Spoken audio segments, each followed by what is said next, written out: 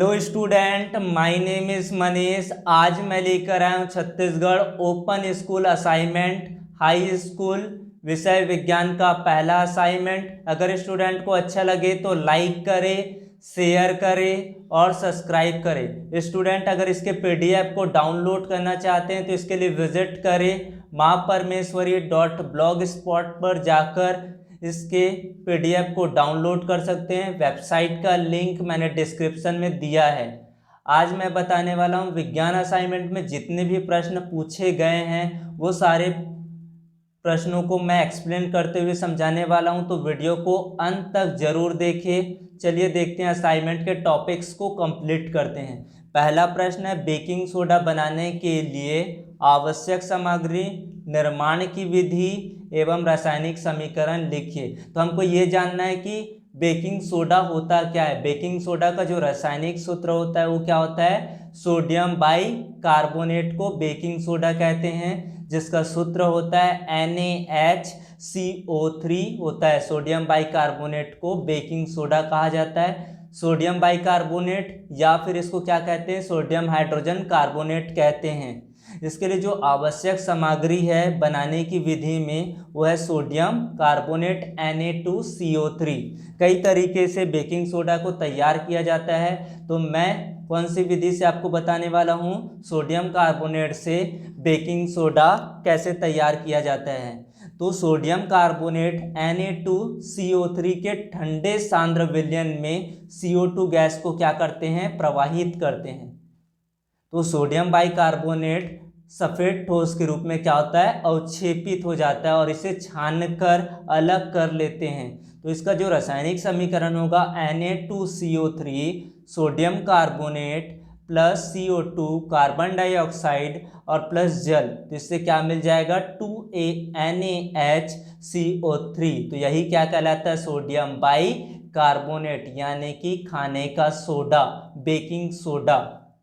अब अगला प्रश्न है, घर्षण बल किसे कहते हैं। घर्षण को कम करने की दो विधियां लिखिए। क्या पूछा गया प्रश्न में, फ्रिक्शन फोर्स क्या होता है, घर्षण बल किसे कहते हैं, घर्षण को कम करने के उपाय लिखिए। तो घर्षण बल परस्पर संपर्क में दो पृष्ठों के बीच लगने वाला क्या होता है, बल होता है।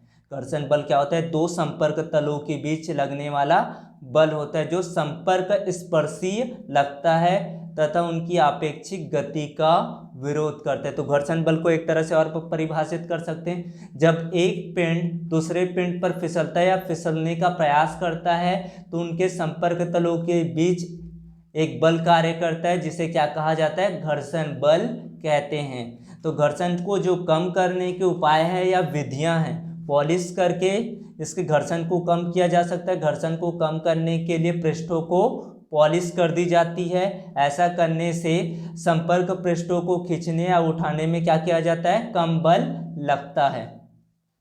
स्नेहक का उपयोग करके घर्षण को कम करने के लिए संपर्क पृष्ठों के बीच स्नेहक, ग्रीस या मोबिल ऑयल आदि डाल दिया जाता है। स्नेहक इन दोनों पृष्ठों को एक दूसरे से क्या रखता है, अलग अलग रखता है तथा इस प्रकार उनके खुरदुरे भाग एक दूसरे के संपर्क में नहीं आ पाते हैं। उसके बाद तीसरा पॉइंट है, बॉल बेयरिंग का उपयोग करके। बॉल बेयरिंग का उपयोग करके सर्पी घर्षण को लोटन घर्षण में क्या करते हैं, बदल देते, कन्वर्ट कर देते हैं। क्योंकि लोटनिक घर्षण का मान क्या होता है, सर्पी घर्षण की तुलना में कम होता है। तो तीन तरीके से यानी कि घर्षण को कम किया जा सकता है, पॉलिश करके, स्नेहक का प्रयोग करके और बॉल बेयरिंग का उपयोग करके।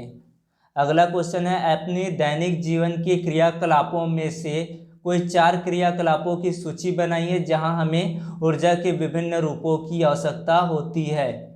अपने दैनिक जीवन में हम ऊर्जा के विभिन्न रूपों का प्रयोग करते हैं, स्टूडेंट को पता होगा, जैसे कि ऊष्मीय ऊर्जा, प्रकाश ऊर्जा, यांत्रिक ऊर्जा, विद्युत ऊर्जा, रासायनिक ऊर्जा और ध्वनि ऊर्जा। ऊर्जा के सबसे सामान्य रूपों में ऊष्मीय, प्रकाश, विद्युत ऊर्जा है। हम इन सभी रूपों का उपयोग विभिन्न कार्यों में करते हैं। जैसे कि बच्चों पता होगा कि भोजन पकाना ईंधन की ऊष्मीय और रासायनिक ऊर्जा होता है।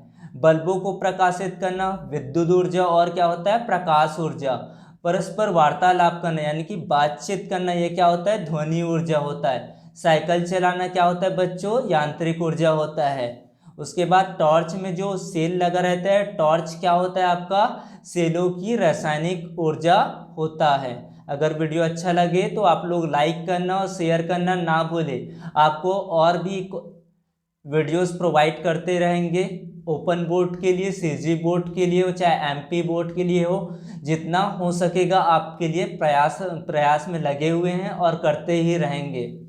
तो चलिए अगला टॉपिक है क्या, एक कोशिका के चित्र के आधार पर निम्नलिखित प्रश्नों के उत्तर दीजिए। तो ये कोशिका का चित्र दिया गया है बच्चों, आप लोग को इसको अच्छे तरीके से इस चित्र को देखना है। यहाँ पर 4 पार्ट दिए गए अ, स, ब और द। तो इनमें से क्या क्या प्रश्न पूछा गया है, प्रोटीन संश्लेषण में इनमें से कौन सा भाग मदद करता है।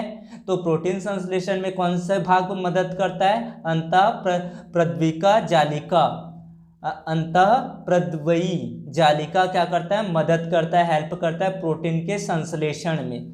दूसरा, इनमें से कौन सा भाग कोशिका का पावर हाउस कहलाता है, पावर हाउस कहते हैं। तो माइटोकॉन्ड्रिया को कोशिका का गृह कहते हैं, पावर हाउस कहते हैं। इनमें अ वाला है वो क्या है, अ को क्या कहते हैं, क्रोमोसोम। अ वाला जो भाग है वो क्या है, क्रोमोसोम है। और जो ब वाला भाग है गोल्जी बॉडी यानी कि गोल्जिकाए है।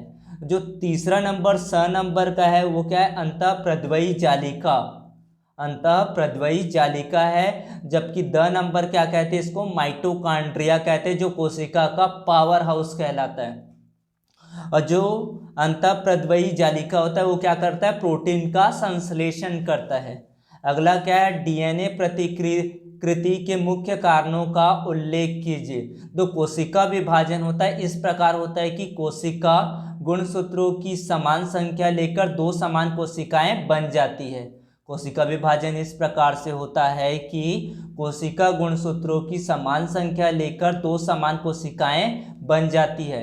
इसलिए कोशिका विभाजन से पहले प्रत्येक गुणसूत्र में 2 समान डीएनए अणु से बने 2 क्रोमेटिड मौजूद होने चाहिए। क्या होना चाहिए बच्चों, प्रत्येक गुणसूत्र में 2 समान डीएनए अणु से बने 2 क्रोमेटिड मौजूद होने चाहिए। यह डीएनए प्रतिकृति की प्रक्रिया के माध्यम से संपादित होता है। डीएनए प्रतिकृति के मुख्य चरण नीचे दिए गए हैं। क्या क्या होता है बच्चों, देखते हैं कि डीएनए अणु की दोनों स्ट्रैंड कुछ एंजाइम की मदद से क्या होकर अलग होकर 2 स्ट्रैंड में क्या हो जाते हैं, अनावरित हो जाते हैं। डीएनए अणु होते हैं 2 स्ट्रैंड कुछ एंजाइम की मदद से अलग होकर 2 स्ट्रैंड में अनावरित हो जाते हैं। दूसरा पॉइंट है बच्चों, डीएनए पॉलीमरेज एंजाइम की सहायता से एक नए संतति स्ट्रैंड बनाता है जो जनक डीएनए अणु के एक स्ट्रैंड के साथ मिलकर डबल हेलिक्स बना सकता है। क्या बच्चों, क्या बोलना चाह रहे हैं यहाँ पर, डीएनए जो पॉलीमरेज होता है एंजाइम की सहायता से एक नया संतति क्या बनाता है, स्ट्रैंड बनाता है जो जनक डीएनए अणु के एक स्ट्रैंड के साथ मिलकर डबल हेलिक्स बना सकता है। अतः डीएनए के 2 अणु जिसमें से प्रत्येक एक जनक स्ट्रैंड और एक नया संतति स्ट्रैंड बनता है। यह 2 एक समान डीएनए अणु अब क्रोमेटिड में बदलकर सेंट्रोमियर द्वारा संलग्न रहते हैं। इस प्रकार डीएनए प्रतिकृति के द्वारा प्रत्येक गुणसूत्र में 2 एक समान डीएनए के अणु क्रोमेटिड के रूप में विद्यमान होते हैं। कोशिका विभाजन के समय दोनों क्रोमेटिड गुणसूत्रों का रूप लेकर अलग हो जाते हैं। समान गुणसूत्रों की जोड़ी में से एक गुणसूत्र दोनों नई संतति कोशिका में चले जाते हैं। इस तरह से आप पूरे असाइनमेंट को लिख सकते हैं। अगर इसके पीडीएफ को डाउनलोड करना चाहते हैं तो आपको वेबसाइट विजिट करना होगा। वेबसाइट का लिंक मैंने डिस्क्रिप्शन में दिया है। Thank you, good evening, thank you.